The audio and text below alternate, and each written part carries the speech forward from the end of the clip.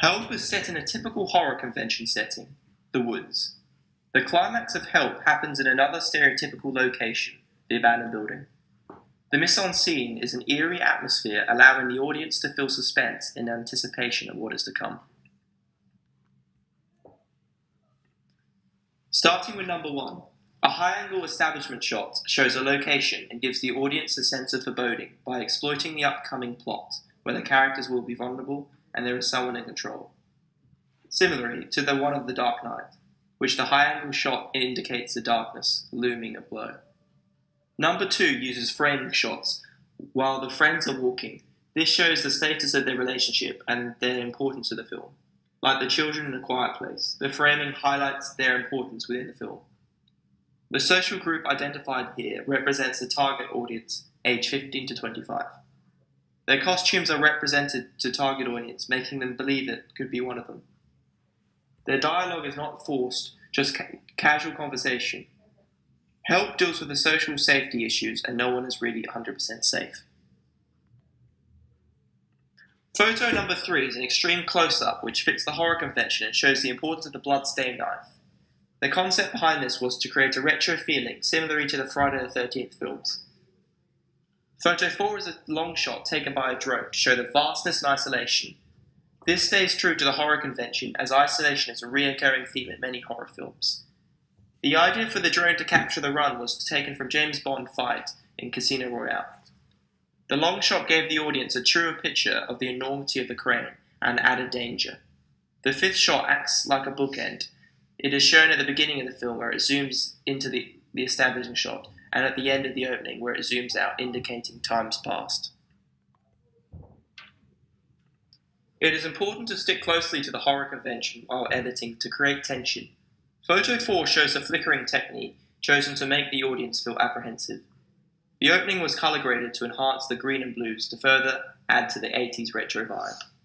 The shutter film inspired us to use a flashing element within our opening to increase tension before the killer flees the scene. Number 1 gives an example of the finished edited product. 2 is a close-up of the title and how it is faded in and out.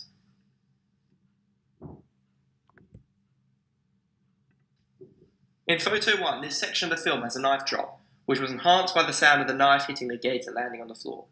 This challenges the typical horror convention, as there isn't usually a knife drop element within a typical horror film. Photo 3 is an establishing shot, and within this shot we incorporated natural sounds by a river, and to further add to the realism we added bird tweets. This enhanced the piece as it gave an eerie texture to it, which was inspired by the film The Birds, an Alfred Hitchcock classic. In number 2, we were inspired by Bird Box, which use a whisper in the chasing scene. We wanted to incorporate the whisper within our film opening to suggest the killer is possibly schizophrenic and dangerous.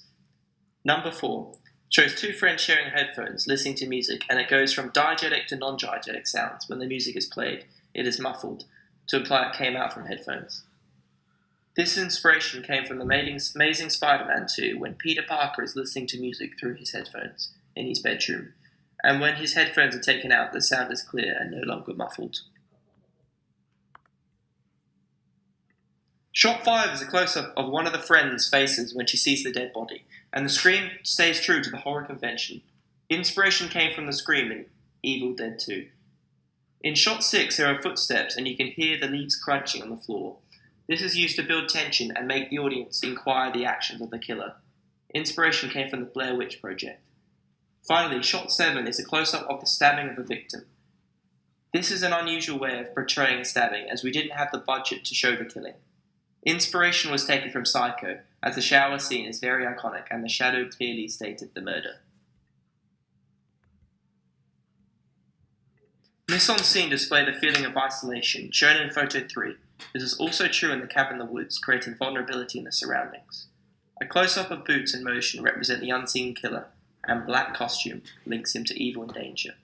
The friends are dressed casually and acting like the characters in the cabin in the woods. This uses juxtaposition by creating a feeling of calmness before the horror begins, making the scene following more impactful. Also important in the mise-en-scene is the typical horror convention, the prop, in the case a blood-stained knife. Image 4. This all-important prop is used in many horror films such as Halloween. A hood hides the unseen killer, many horror films use masks to stay anonymous, such as in films such as Two Guns. Title and credits remain very close to the horror convention. However, stick to the retro styling, similar to Friday the 13th and Spookies. The red type is to represent blood and indicate to the audience that there will be a murder.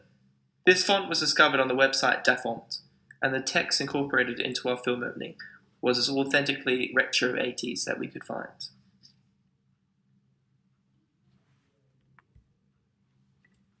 The films which influenced Hell was Friday the 13th, the isolated murders in the woods by the unseen killer and the bloodstained knife.